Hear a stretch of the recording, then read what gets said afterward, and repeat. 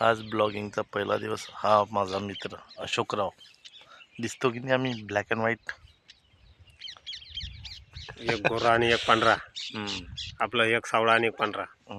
सगळे ते काय काय म्हणते बाबा, ते म्हणते ना कृष्ण आणि राधा. नाही नाही, कृष्ण राधा नाही रे बाबा रे. कृष्ण सावळा. सुदामा. कृष्ण आणि सुदामा. सोबत सोबत. फक्त कृष्ण बघण्यात गोरा होता आणि संपत्तीतही मोठा होता. इथं उलट आहे.